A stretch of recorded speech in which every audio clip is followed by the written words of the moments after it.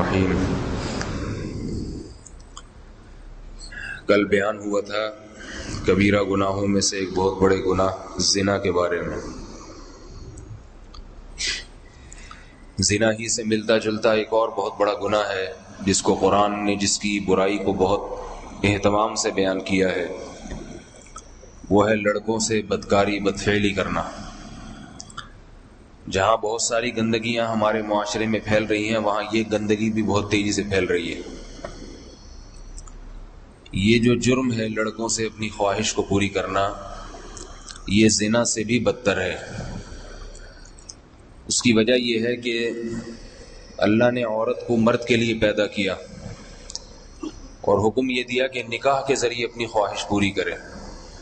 اگر وہ زنا کرتا ہے تو ایک جرم کرتا ہے کہ نکاح نہیں کرتا، اور جو لڑکوں سے بدفعلی کرے تو وہ ایسی جنس سے اپنی خواہش پوری کر رہا ہے جس کو اللہ نے اس کے لیے پیدا ہی نہیں کیا، بنایا ہی نہیں ہے، اور جو قیامت تک کبھی اس کے لیے حلال نہیں ہو سکتا۔ عورت تو ایسی چیز ہے کہ نکاح کے ذریعے حلال ہو سکتی ہے، لیکن مرد یا لڑکا تو کبھی بھی حلال نہیں ہو سکتا۔ یہ اتنا بڑا جرم ہے، غیر فطری عمل ہے کہ ہزاروں سال تک اس زمین پر انسان رہا اور اس نے یہ جرم نہیں کیا، کہ اس کی طرف انسان کی فطرت ہی نہیں جاتی۔ اگر کسی کو جنگل میں چھوڑ دیا جائے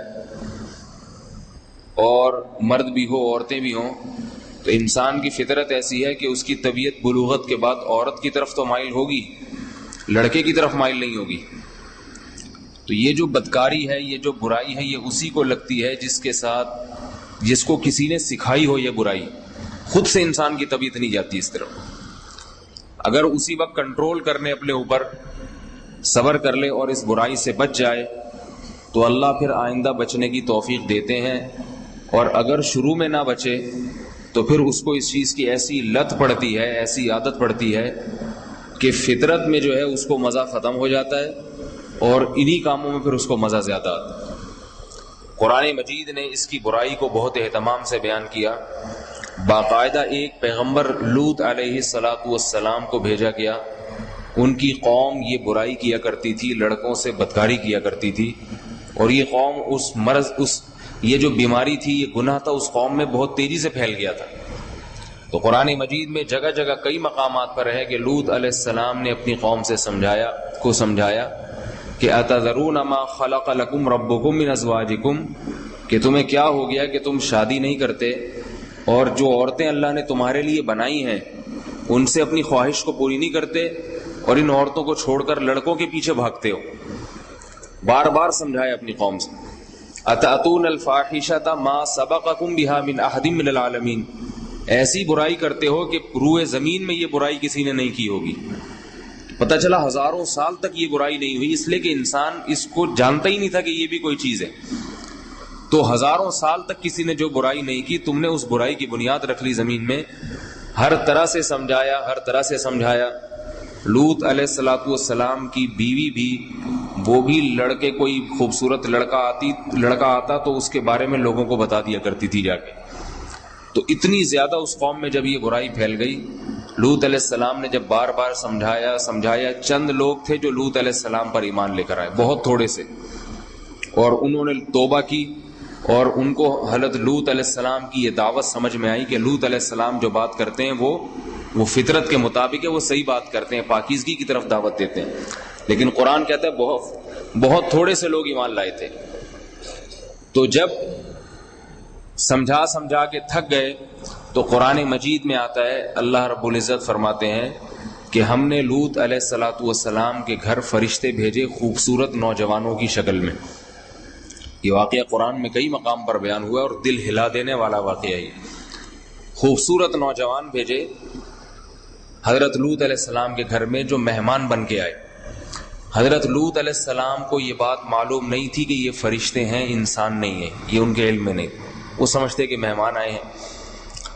قرآن مجید میں ہے کہ جیسے ہی وہ مہمان حضرت لوط علیہ السلام کے گھر میں داخل ہوئے، لوط علیہ السلام پریشان ہو گئے کہ میری قوم کو اگر پتہ چل گیا کہ اتنے خوبصورت نوجوان لڑکے آئے ہیں تو اس قوم میں گندگی ہے، یہ قوم ان سے بدکاری کے لیے آئے گی۔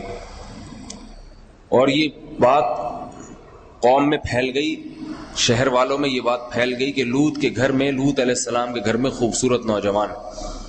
قرآن مجید میں آتا ہے وَجَاءَهُ قَوْمُهُ يُهْرَعُونَ إِلَيْهِ وَجَاءَ أَهْلُ الْمَدِينَةِ يَسْتَبْشِرُونَ. مختلف الفاظ ہیں کہ شہر والے لوگ خوشیاں مناتے ہوئے آئے کہ اتنے خوبصورت لڑکے ہیں ان کے گھر میں، ہم اپنی حرام خواہش کو پورا کریں گے.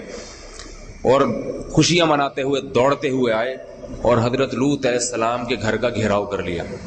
اللہ تعالیٰ جب کسی قوم کو عذاب دینا چاہتے ہیں تو جس جرم میں وہ مبتلا ہوتی ہے اس جرم کو اس قوم کے لیے آسان بنا دیتے ہیں. یہ آسان بنانا اس کی علامت ہوتی ہے کہ اب اس جرم میں مبتلا کر کے ایک ہی وقت میں تمہیں پکڑیں گے تاکہ تم تسلی سے یہ جرم کر لو، پھر یہ نہ کہنا کہ ہم نے یہ غلطی کی نہیں اور اللہ نے ہمیں پکڑ لی.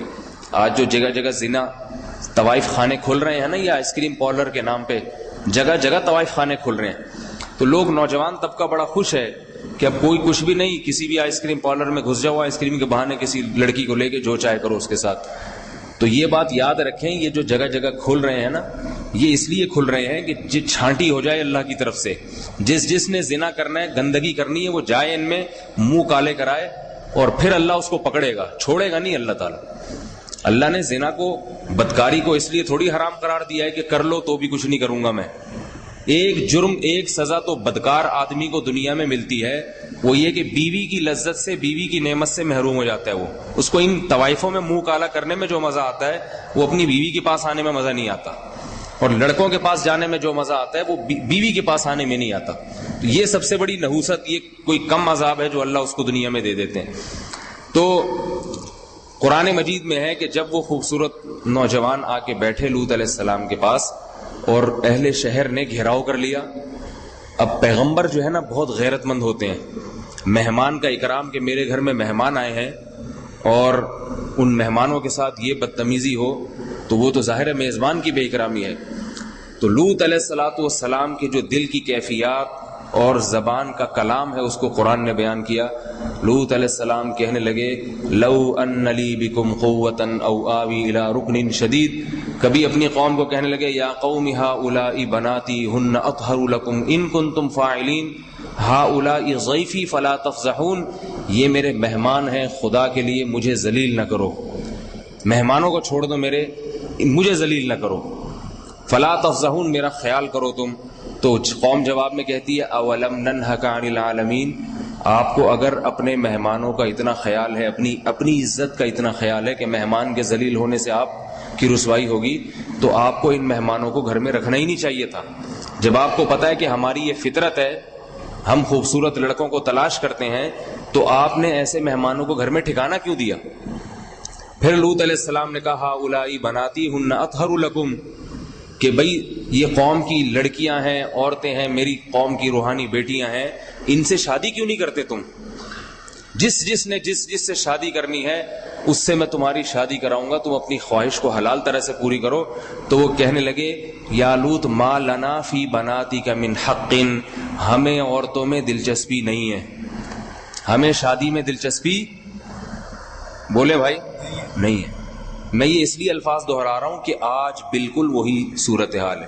آج کا جوان آدمی شادی نہیں کرے گا، زنا کرے گا، آئس کریم پارلروں میں لڑکیوں سے بدفعلی کرے گا اور لڑکوں سے بدکاری کرے گا، انٹرنیٹ پہ بیہودہ چیزیں دیکھ کے ہاتھ سے اپنی شہوتوں کو پورا کرے گا، سارے الٹے کام کرے گا. شادی کی بات کرو تو وہ کہے گا میرے پاس شادی کے پیسے نہیں ہیں، نہ میرے پاس شادی کی فرصت ہے، نہ مجھے شادی میں دلچسپی ہے، ابھی میں نے MBA کرنا ہے، ابھی میں نے یہ کرنا ہے، ابھی میں نے یوں کرنا ہے، ابھی میں نے یہ کرنا ہے. تو یہ وہی حرام کاریاں ہیں جو لوط علیہ السلام کی قوم کر کے آئی تھی. اور پھر اس قوم کو جو اللہ کی طرف سے عذاب کا تھپڑ لگا تھا، وہ تھپڑ میرے بھائی مجھے اور آپ کو بھی لگ سکتا ہے. اللہ ہم سب کو پناہ میں رکھے، کیونکہ ہم اللہ کے لاڈلے نہیں ہیں. تو قوم نے، لوط علیہ السلام نے کیا کہا؟ شادی کرو. تو قوم نے جواب میں کیا کہا کہ ما لنا فی بناتک من حق، شادی میں ہمیں دلچسپی، شادی تو ایک ٹینشن ہے، پھٹی کے پالو ساری زندگی کی بیوی بچوں کی، ہمیں اس میں دلچسپی نہیں ہے. پھر لوط علیہ السلام نے ان کو سمجھایا.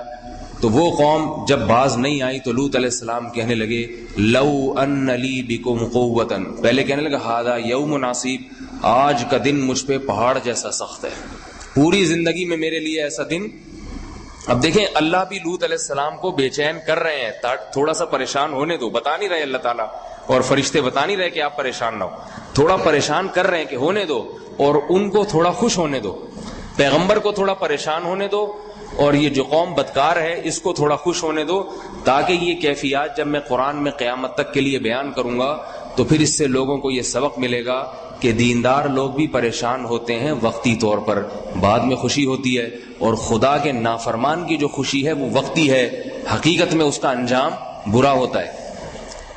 تو لوط علیہ السلام نے یہ کہا ھذا یوم عصیب، آج کا دن مجھ پہ بڑا ہی سخت ہے، پوری زندگی میں اتنا پریشان کن دن میرے لیے نہیں آیا۔ پھر قوم کو سمجھایا، پھر قوم کہنے لگی کہ آپ کو پتہ ہے ہمیں عورتوں میں دلچسپی نہیں ہے، ہم یہ کام کر کے چھوڑیں گے۔ تو اب کمزور پیغمبر ہے، کوئی ساتھ دینے والا نہیں، تھوڑے سے لوگ جو ایمان لانے والے۔ تو لوط علیہ السلام جواب میں کہتے ہیں لو ان لی بکم قوتن، کاش میرے بازوؤں میں طاقت ہوتی میں تم سے لڑ سکتا، اتنے لوگوں سے اکیلا کیسے لڑے گا، کاش میرے بازوؤں میں طاقت ہوتی، او آوی الی رکن شدید، یا میرا اتنا مضبوط قبیلہ ہوتا جس کو لا کے میں لڑتا تم سے، نہ میرے ساتھ دینے والے اتنے ہیں اور نہ میرے بازوؤں میں اتنی طاقت، میں کیسے تم سے دفاع کروں۔ جب لوط علیہ السلام کی اس قسم پرسی کو فرشتوں نے دیکھا ہے کہ بھئی یہ تو بالکل ہاتھ بند گئے ان کے اور پریشان کھڑے ہیں، تو وہ لوط علیہ السلام سے کہنے لگے یا لوط انا رسول ربک، اے لوط ہم لڑکے نہیں ہیں، ہم تیرے رب کے بھیجے ہوئے فرشتے ہیں۔ اور پہلی تسلی دی لن یصلوا الیک، یہ آپ تک پہنچ ہی نہیں سکتے، ہم تک کا تو تذکرہ ہی نہیں کیا، اس لیے کہ ہم تو فرشتے ہیں، ہمارا کیا بگاڑیں گے، یہ آپ تک بھی نہیں پہنچ سکتے۔ کیا مطلب کہ آپ جو ہمارے راہ میں کھڑے ہوئے ہیں نا، تو پہلے آپ تک پہنچیں گے پھر ہم تک آئیں گے نا، تو یہ آپ تک نہیں پہنچ سکتے۔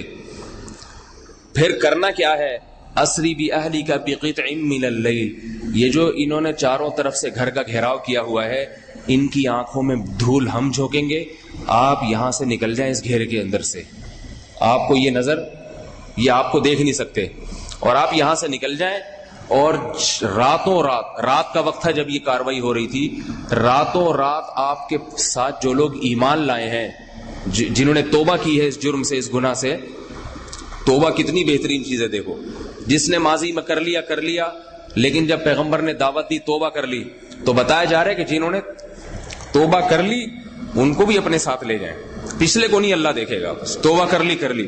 تو جو توبہ کرنے والے اور جو ایمان لانے والے آپ کے ساتھ ہیں، ان کو رات کے تھوڑے سے حصے میں لے کے شہر سے باہر نکل جائیں۔ لوط علیہ السلام اتنا پریشان تھے، کہنے لگے کہ اس قوم پر عذاب کب آئے گا، انہوں نے کہا صبح کے وقت، صبح صادق جب ہوگی نا، سحری کا وقت، تو ہم نے اللہ نے فرمایا کہ اے لوط ہم نے اس قوم کو برباد کرنے کا ارادہ کر لیا ہے۔ لوط علیہ السلام اتنا پریشان کہ صبح صادق میں تو بہت ٹائم ہے، تو فرمایا کہ نہیں، الیس الصبح بقریب، صبح صادق بہت قریب ہے، اور یہ بھی بتا دیا کہ آپ کی بیوی آپ کے ساتھ جائے گی، لیکن وہ عذاب میں ہلاک ہوگی، وہ بچے گی نہیں، کیونکہ وہ مخبریاں کرتی تھی۔ تو اب لوط علیہ السلام رات جب نکلے ہیں، ان کے منہ پہ دھول جھونک دی گئی، ان کو نظر نہیں آیا لوط علیہ السلام کا نکلنا۔ راتوں رات لوط علیہ السلام نے لوگوں کو گھروں سے جا کے اٹھایا، جو ایمان لانے والے تھے، توبہ کرنے والے، ان کو لے کے شہر سے باہر نکلے، اور فرشتوں نے ان سے کہا کہ پیچھے مڑ کے کوئی نہ دیکھے جب اس قوم پہ عذاب آئے گا، جس نے پیچھے مڑ کے دیکھا وہ اس عذاب میں ہلاک ہوگا۔ اور یہ بتا دیا کہ الا امرأتک، کہ آپ کی بیوی پیچھے مڑ کے دیکھے گی، کیونکہ اس کو یقین نہیں ہے عذاب پر، وہ بھی شبے میں، پتہ نہیں پیغمبر نے کہا ہے عذاب آئے گا نہیں آئے گا، جس کو شبہ ہوتا ہے وہ تو مڑ کے دیکھتا ہے نا، یہ دیکھے گی اور اس پر بھی پتھر آ کے لگے گا۔ تو جیسے ہی لوط علیہ السلام بستی سے باہر نکلے، وہ فرشتے گھر میں موجود اور چاروں طرف سے گھیراؤ ہے اور خوشیوں سے بغلے بجا رہے ہیں۔ تو اللہ فرماتے ہیں فجعلنا عالیہا سافلہا وامطرنا علیہم حجارۃ من سجیل منضود، ہم نے آسمان سے پتھروں کی بارش برسائی ہے اس قوم پورے شہر پہ، اور جعلنا عالیہا سافلہا، ہم نے زمین کے اوپر کے حصے کو الٹا کر دیا، الٹ دیا پوری زمین۔ حدیث میں روایات میں آتا ہے کہ یہ جو اللہ نے زمین کو ایسے الٹا کہ اس شہر کو اٹھایا گیا آسمان تک، کہ آسمان کے فرشتوں نے ان کے جانوروں کے، انسانوں کی چیخ و پکار کی آواز سنی ہے، پھر وہاں سے پٹخ کے اس زمین کو الٹا کر کے دے مارا۔ فرمایا کہ ایک کو بھی، ایک متنفس کو بھی زندہ نہیں چھوڑا، اور ایسے بدبودار اور گندے کمینے اور منحوس لوگوں سے اس زمین کو اللہ نے ہمیشہ کے لیے پاک کر دیا۔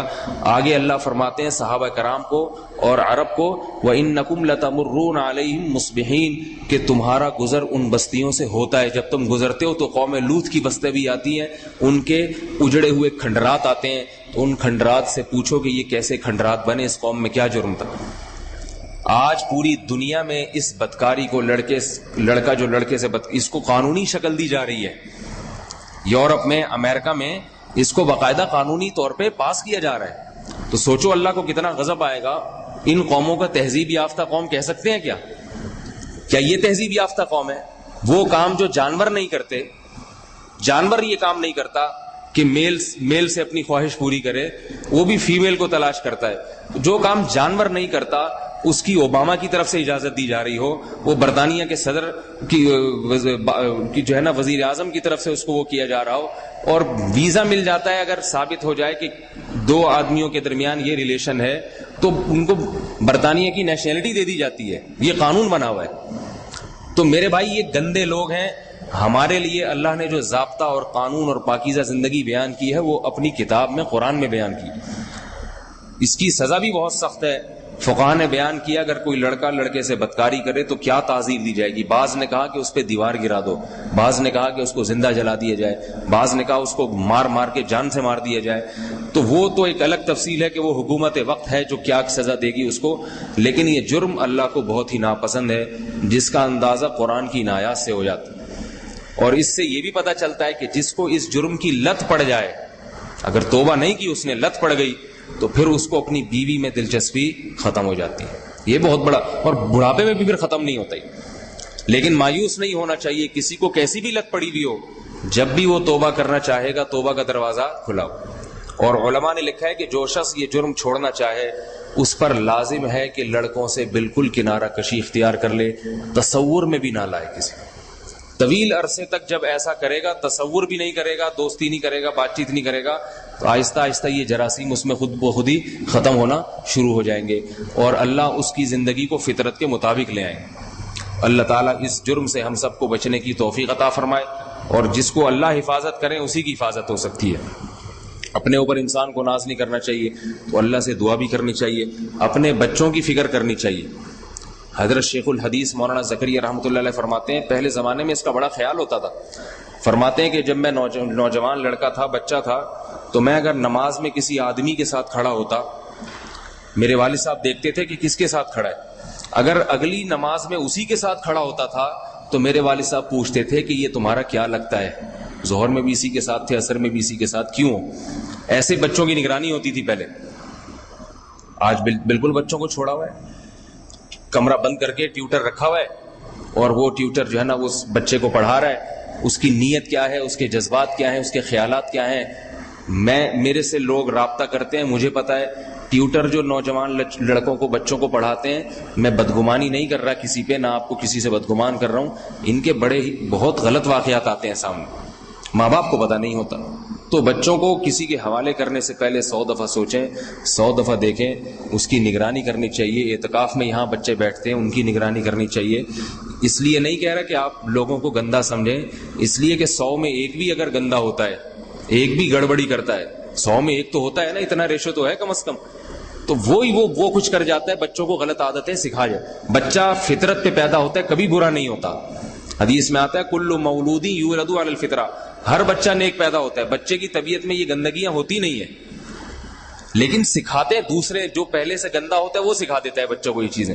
تو ماں باپ کا فرض بنتا ہے کہ بچے کو دوستیاں نہ لگانے دیں بڑے لڑکوں سے، ان کو دور رکھیں، ان سے بولیں اپنی عمر کے لڑکوں سے گپ شپ لگایا کرو، اپنے سے بڑی عمر کے لڑکوں سے تعلق داری نہ کرو، ان سے نہ ہنسی مذاق نہ بات چیت، تمہارے کیا لگتے ہیں وہ۔ تو پہلے اس کی بڑی نگرانی ہوتی تھی، آج کل چھوڑا ہوا ہے، تو وہ پھر لڑکوں کو چھیڑتے بھی رہتے ہیں، اور جناب ان سے بدفعلیاں بھی ہوتی ہیں، پھر لت پڑ جاتی ہے، پھر اس بچے کو لت پڑ جاتی ہے، پھر ایسی جو شادی شدہ زندگی ہے ان لوگوں کی بڑی خراب گزرتی ہے. خواتین کے ہمارے پاس فون آتے ہیں کہ شوہروں سے پریشان ہیں کہ ایسے ایسی حرکتیں شوہر کرتے ہیں.